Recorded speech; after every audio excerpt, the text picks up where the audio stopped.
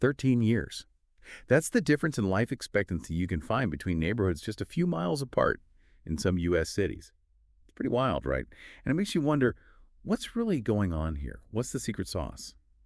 Today, we're going deep, diving into the fascinating world of blue zones. You know, those places around the globe where people live not just longer, but way longer, hitting that 100-year mark like it's nothing.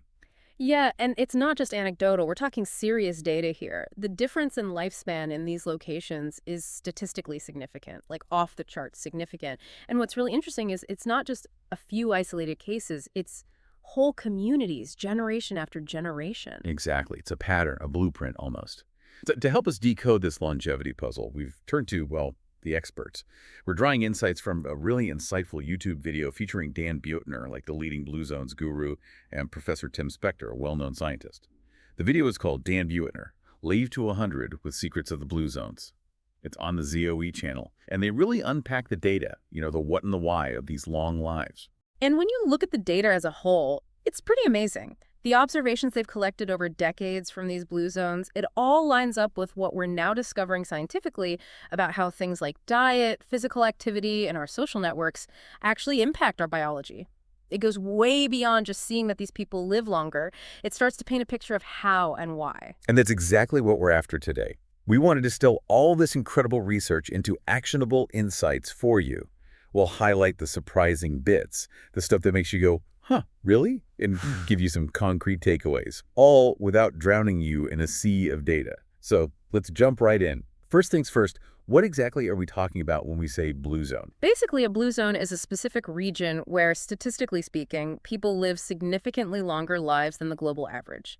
They've identified 5 of these distinct blue zones around the world, and each one has its own unique story. Okay, hit me with those 5 locations. All right, so first up, we have Okinawa, Japan, known for having the longest living women on the planet.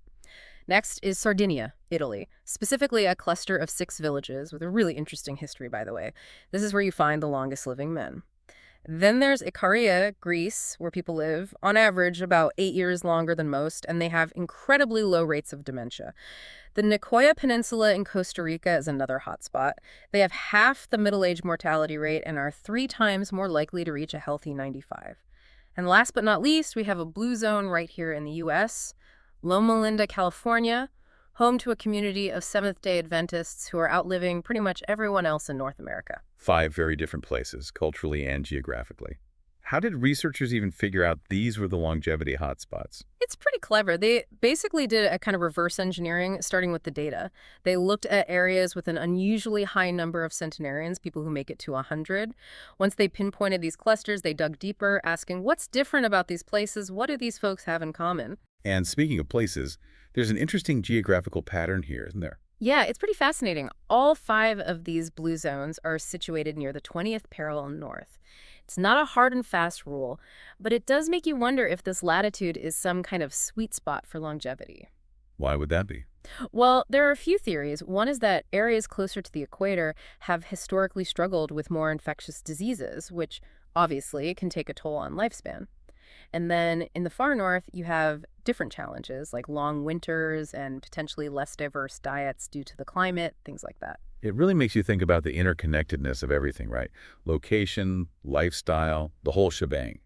But let's be clear, being a blue zone isn't just about making it to 100, it's about the quality of those years, right? Absolutely. The data shows us that people in blue zones aren't just living longer, they're living healthier.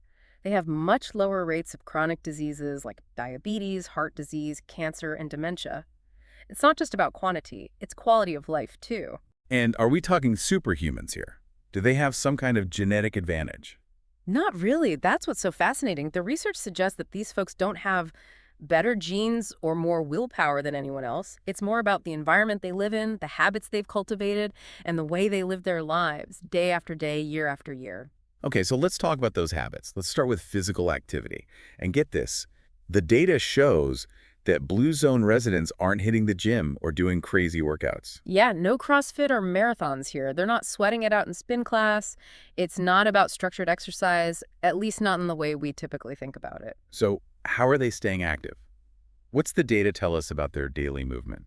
They live in environments that encourage natural movement. They walk everywhere, they garden, they do housework, they're constantly on the move. It's not a chore, it's just part of their daily routine. So we're talking low intensity but consistent Well, activity, right? exactly. And it adds up. Dan Buettner's research found that people in blue zones are moving, even if it's just a little bit, about every 20 minutes. That's a lot of incidental activity. It's a far cry from our modern lifestyles, isn't it? We're I sitting at desks, sitting in cars, sitting on the couch. It is. And the data suggests that this lack of movement is a big part of why we're seeing so many chronic diseases. Makes sense. All right, let's move on to diet, a key piece of the puzzle, right? How did researchers even figure out what these people have been eating, especially going back decades? It's a bit of a detective story. They analyzed tons of historical dietary data, something like 155 dietary surveys from all 5 blue zones spanning the last 100 years. It's not perfect, but looking at that much data over such a long period gives you a pretty good idea of their traditional eating habits. And what did the data reveal? What are these folks fueling their long lives with? Well, the big takeaway is that they eat a mostly whole food, plant-based diet. We're talking about 90% of their calories coming from plants. And within that, there are 5 key components, what they call the 5 pillars of a longevity diet. I'm all ears. Give me those 5 pillars. Okay, so we have whole grains like wheat, corn, rice. Then there's greens, all kinds of garden vegetables. Tubers are another staple, especially in Okinawa, where they ate a ton of purple sweet potatoes. Nuts are in the mix too. And the real MVP, the one that shows up in every blue zone diet, is beans. Beans, huh? Didn't see that coming. Yeah, beans are kind of a big deal.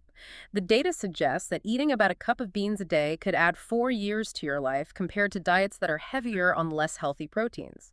They're packed with nutrients and fiber. Okay, so besides those 5 pillars, what else did the data uncover about their eating habits? They eat what you might call peasant food, simple, affordable, locally sourced ingredients.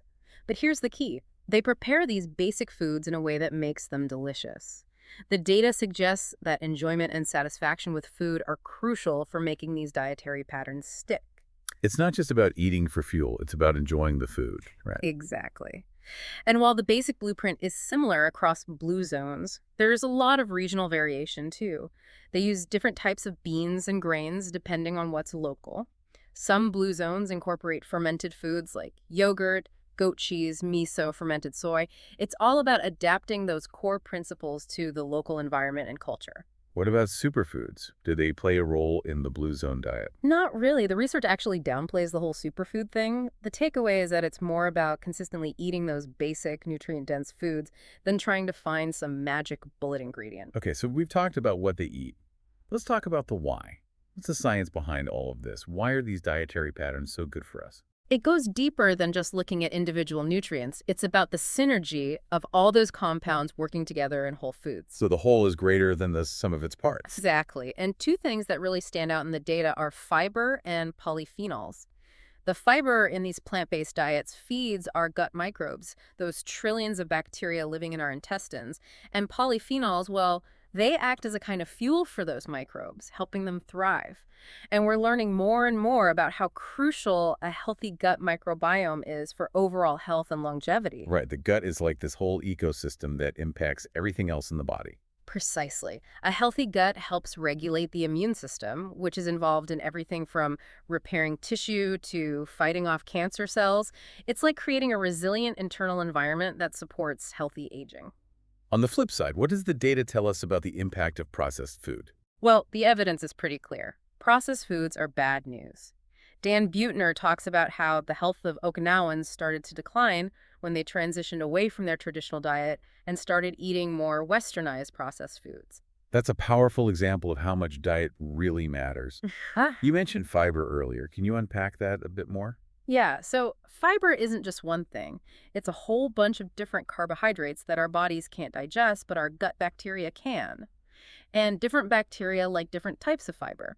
So eating a variety of plant foods ensures that you're feeding a diverse community of microbes, which is what you want. Even within a single food group, like beans, different types and colors have different fiber profiles, which means they support different bacteria in the gut. This is like having a diverse garden, right? You want lots of different plants thriving. Exactly. Now, here's another interesting point. While there are core similarities in the diets of all blue zones, they're not carbon copies of each other. Their specific food choices and preparations are often shaped by their unique history, culture, and environment. For example, the traditional Sardinian diet is quite different from what you might think of as typical Italian food. Can you give us a glimpse into what a typical day of eating might look like in a blue zone? Let's take Sardinia as an example. Before the 1960s, their diet was largely based on locally produced bread, cheese, and olive oil. They also had gardens and ate some pasta, and beans, especially fava beans, were a big part of their diet. Meat was a rarity, mainly pork, and they only ate it maybe 5 times a month. Beef and chicken were even less common, and surprisingly, they didn't eat a lot of fish either, because most of the Blue Zone areas were inland. That's a far cry from the meat-heavy diets we see in many Western cultures. Yeah, it definitely challenges the idea that you need tons of protein from meat. The Blue Zones show us that you can get all the protein you need from plants. And often, the limited meat consumption in these areas was more about economics than any philosophical choice. Meat was simply expensive and less accessible. Right, it was a necessity, not a preference. Yeah. I remember Walter Willett made a really interesting analogy about meat consumption. Oh yeah, the radiation analogy. He said eating a lot of meat is kind of like exposure to radiation. A lot will definitely kill you, but we don't really know what the safe level is. The interesting thing is that the Blue Zones seem to have found that sweet spot. They're eating meat, but in moderation, maybe 5 times a month. Food for thought. Pun intended. Okay. Let's shift gears a bit and talk about stress. It's easy to imagine that blue zones are these stress-free utopias, but I'm guessing that's not really the case, right? Nope, not at all. They face the same life challenges, the same stresses that we all do. The difference is they have built-in ways to manage that stress. So what are some of their stress-busting secrets? What does the data tell us? They have these sacred daily rituals that help them de-stress and stay grounded. In Okinawa, it's ancestor veneration, a daily practice of honoring their ancestors. For the Seventh-day Adventists in Loma Linda, it's prayer. And in places like Costa Rica and Icaria, napping is a common culturally accepted activity. It's interesting how these rituals are woven into their daily lives, almost like a built-in stress buffer. Exactly. And it's not just about the rituals. Their social environment also plays a huge role. They have strong social connections, close-knit families, and a sense of community that provides support and belonging. They're also surrounded by nature, which has been shown to have a calming effect. And then there's the whole culture of communal eating and drinking. Meals are social events, a time to connect and unwind, and they tend to take their time savoring the experience. It's so different from our grab-and-go culture, isn't it? It is, and the science backs up the idea that chronic stress is really detrimental to health. Studies have shown that prolonged stress can lead to inflammation, accelerate aging, and even shorten lifespan. Right, stress is a killer, literally. And there's also that sense of purpose that seems to be so prevalent in blue zones. Absolutely. They have this clear sense of why they get up in the morning. The Okinawans call it ikigai, and the Costa Ricans call it plan de vida. It's like having a reason for being, a mission that drives you and keeps you going. It's interesting to think about how that sense of purpose might act as a buffer against stress. Definitely. Having a reason to get out of bed in the morning can make all the difference in how you experience and cope with stress. It gives you a sense of control and direction in life. Okay, so we talked about physical activity earlier, but it's worth revisiting in the context of the Blue Zone environment. It's not about hitting the gym, but rather movement as an inherent part of daily life. Yeah, it's like movement is woven into the fabric of their existence. Exactly. It's not something they have to schedule or think about, it's just how they live. In contrast, the data shows that even with all our gyms and fitness trackers, most people in developed countries are not getting nearly enough physical activity. And it's not entirely our fault, right? Our environments aren't exactly designed to encourage movement. You got it. Think about how much we rely on cars, even for short trips. Our neighborhoods are spread out, and walking or biking isn't always safe or practical. We've essentially engineered physical activity out of our lives. So what's the solution? How do we bring some of that blue zone movement into our lives? It's about finding ways to make movement more natural and integrated into our day. Can you walk or bike to work or to run errands? Can you take the stairs instead of the elevator? Can you park further away from your destination and walk the rest of the way? Little things like that can make a big difference. And here's another interesting tidbit. Research shows that just 45 minutes of brisk walking a day provides most of the same health benefits as marathon training. 45 minutes, that's totally doable. Okay, so let's bring this all together for our listeners. Based on all this data and research, how can we create our own little blue zones at home, wherever we live? It's not about finding some magic bullet or making drastic changes overnight. It's about making small, sustainable changes, what they call a silver buckshot approach. It's about creating an environment that nudges you towards healthier choices, almost effortlessly. Can you give us some specific examples? How do we actually put this into practice? Sure. Start with your kitchen. Make healthy foods more visible and accessible. Keep a bowl of fruit on the counter. Put those tempting, unhealthy snacks out of sight. Even little things like getting rid of your toaster can make a difference. Studies have shown that people who don't have a toaster readily available tend to eat less toast, which can lead to weight loss. Really? The toaster is the enemy. Who knew? Right. It's about making those unconscious choices easier. And think about your home environment. Having plants around might subtly encourage you to move more as you tend to them. What about our social lives? Hugely important. The data is clear. The people we surround ourselves with have a big impact on our health habits. So cultivate friendships with people who value healthy living. Spend time with people who inspire you to move more, eat better, and manage stress. Speaking of which, gardening seems to be a common theme in blue zones, doesn't it? Yeah, it's like the Blue Zone workout. It's low impact, it gets you outside in nature, and it can even be meditative and stress relieving. Plus, there's emerging research that suggests gardening might even be good for your gut microbiome because of the contact with soil. Okay, so we need to ditch the gym memberships and get ourselves some garden plots.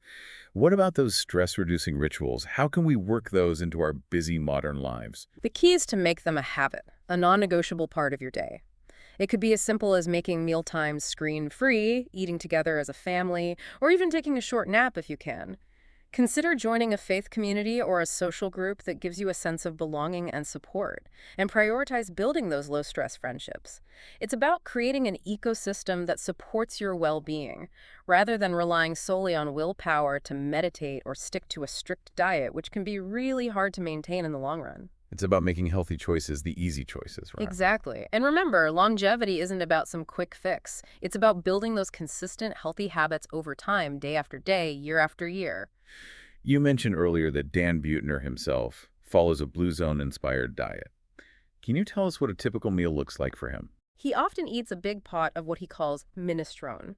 It's based on the diet of the Millis family in Sardinia, who hold the record for the longest-lived siblings.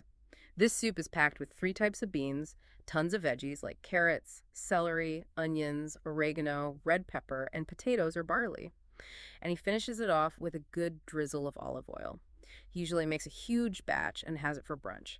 It's a great example of a simple, delicious, and nutrient-dense meal that embodies those Blue Zone principles. Sounds amazing. So, to wrap up our Blue Zones deep dive, what are the key takeaways for our listeners? What's the big picture here? The biggest takeaway is that longevity isn't about genetics or some magical elixir. It's about the environment you create for yourself and the habits you cultivate. The Blue Zones show us that a long, healthy life is possible when you move naturally, eat a mostly plant-based diet, manage stress effectively, and have a strong sense of purpose and community. It's about living a life that supports well-being, in every sense of the word. So here's a thought for our listeners to chew on. Knowing that our environment has such a profound impact on our health, how can we start to redesign our own spaces, our routines, our communities, to make those healthy choices easier, more appealing, and ultimately more sustainable for everyone? That's the million-dollar question, isn't it? It's about creating a world where living a long, healthy life isn't the exception, but the norm. And if you're inspired to learn more about Blue Zones, we highly recommend checking out Dan Buettner's work. He has some great books and documentaries, and we'll be sure to share that minestrone recipe too. Remember, while you may not be able to pick up and move to a Blue Zone, you can definitely bring some of those Blue Zone principles into your life right where you are. And who knows, maybe you'll even inspire others to do the same.